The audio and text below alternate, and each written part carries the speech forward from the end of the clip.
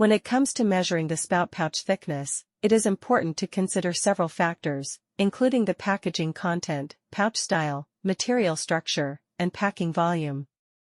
However, what if you do not have a spout pouch sample?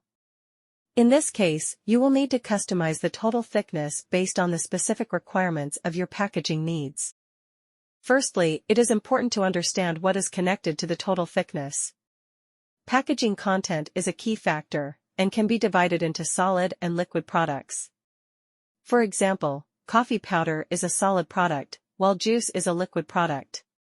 Additionally, the chosen pouch style should be based on the specific packaging content.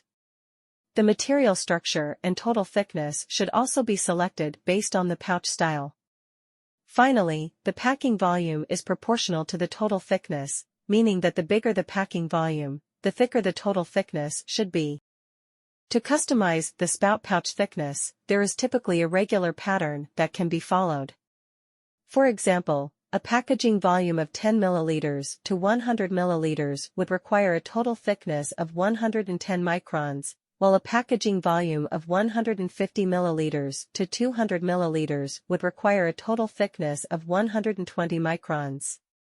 However, it is important to make adjustments based on the specific packaging content and style, typically within a range of plus or minus 5 to 10 microns. In conclusion, measuring and customizing the spout pouch thickness is a crucial aspect of packaging design.